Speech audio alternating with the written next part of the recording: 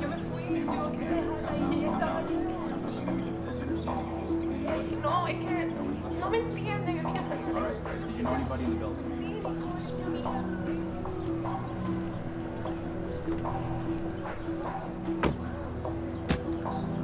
480 seconds.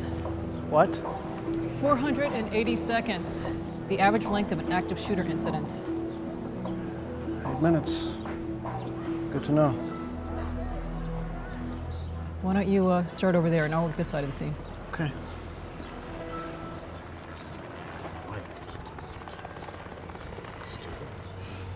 I'm Detective Lambert with the police department.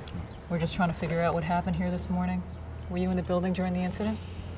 Yeah, I was there. And your name? Terrence Groves. Mr. Groves, did you happen to see the shooter? No, I mean, I heard someone say that it could have been a vendor or something, but nobody knows for sure. So tell me what happened. I'm just sitting at my desk and I heard what I thought sounded like gunshots followed by a lot of screaming. And it sounded like it was all coming from a different part of the office. So I just I left my briefcase there and I just got out of there off the floor as soon as I could. And I was trying to lead others, but if they paused and if they hesitated, I didn't stop for them at all. So when I finally got outside to safety, I called 911. Yeah, well, getting out while you could, leaving your stuff behind, not slowing down for anyone who hesitated. Smart. Thank you, Mr. Groves. If you can think of anything else, please give me a call. Thanks. I will. Ma'am?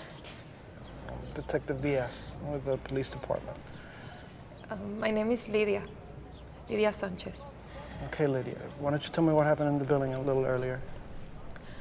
I remember hearing what sounded like gunshots and screaming from down the hall, and it was getting closer, so I tried to get out of there as fast as I could. And on my way out, I saw my friend Nicole on the ground, holding onto her desk, and she was scared to death, and I begged and I pleaded for her to leave, but she wouldn't budge, so I left. No, Lydia!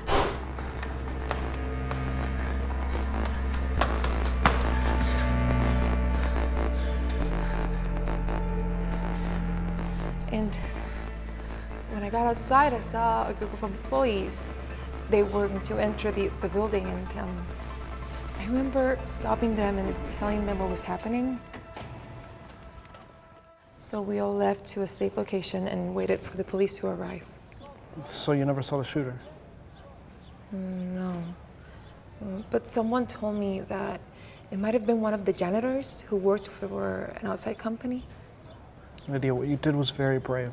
Okay, you may very well have saved those people's lives. Yeah, but what about Nicole? Listen, Lydia, you were just a part of an active shooter incident.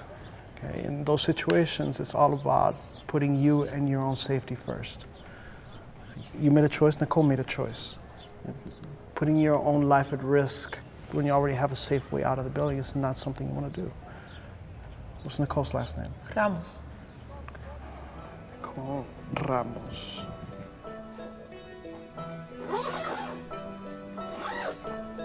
We'll get that information to you, okay?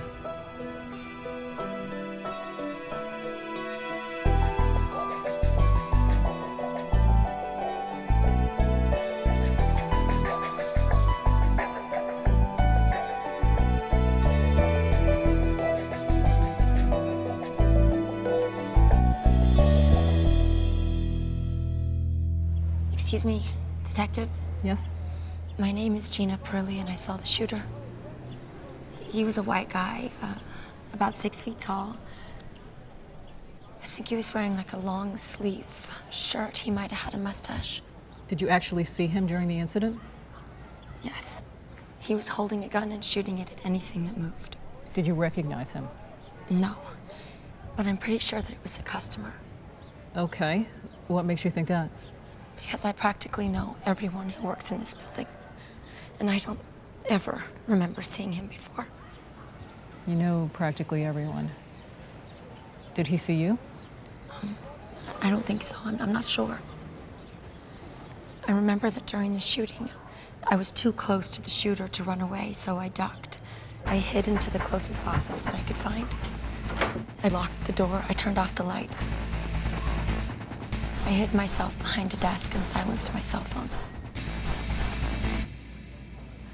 During a situation like this, when you're too close to the shooter to run, hiding yourself is a good option. And silencing your phone. You did good. I guess that makes this guy an active shooter, right? He killed 4 employees and wounded 8 others, so yes, Mrs. Perilli, that does make him an active shooter and a murderer. If you can think of anything else, please give me a call.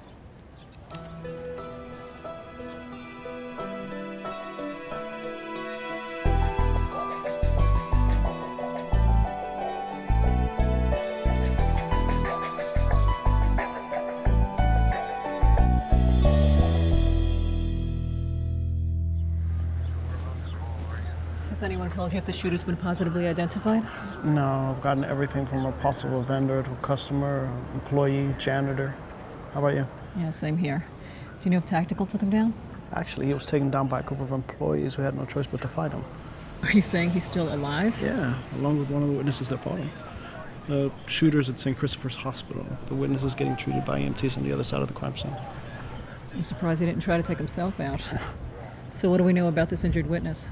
His name's Jack Lang, 42 years old, financial planner. Yeah, you can add lifesaver to that resume. Yeah.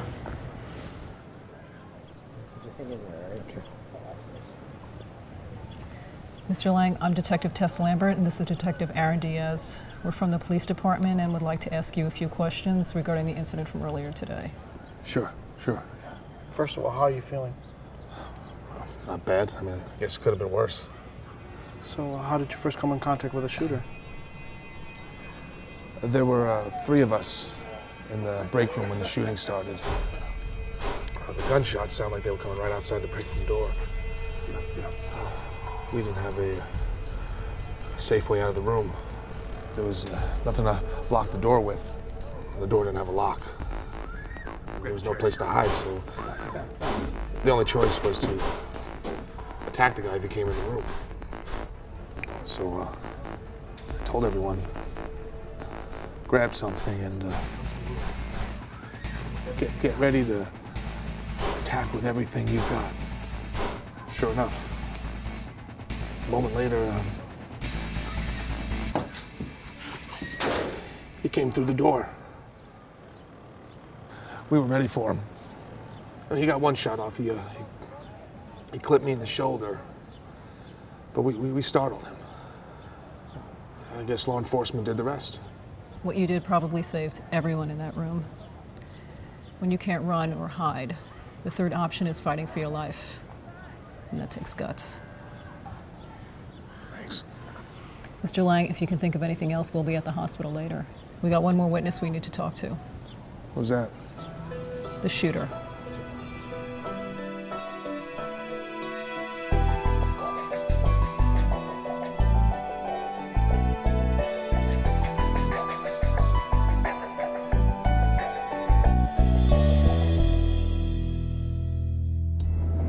So what do you think About what? about the interview with the shooter? I'd say it's a typical active shooter scenario. Some guy shows up at a location, uses a firearm to kill as many people as possible. Didn't seem to be targeting anybody specifically. He wasn't interested in negotiating or taking hostages. By the looks of things, he wasn't planning to stop until he either killed himself or was stopped by law enforcement. What do you think? Yeah, that pretty much sums it up for me too. So we never revealed who the shooter was, and you're probably asking yourself, what's up with that? The point is that the identity of the shooter isn't important. Why? Because it could be anyone. An employee, a customer, a vendor, even someone employed by an outside company who works in the building. What is important is that you know what to do during an active shooter situation. Today's active shooter incident could have been worse. Fortunately, many of the employees were able to keep a cool head and were prepared both physically and mentally for the situation. And they knew that if they were in the general vicinity of the shooter and they had a path to evacuate the building, then that's what they needed to do as soon as possible. Leave your belongings. Go, run. Try to help other people escape as well, but don't let them slow you down if they hesitate or if they decide not to evacuate. Run. And once outside, prevent others from entering the building. Call 911 from a safe location. Now, if you can't run or evacuate, your next option is to hide. Lock the door. Try to block it with a large object if possible. Turn off the lights, put your cell phone on silent, and remain as quiet as possible until danger has passed. Finally, if you find yourself in the direct path of the shooter and you have no other options, fight. Try to anticipate when he will enter the space, find some improvised weapons, and attack at full force. 2 final points.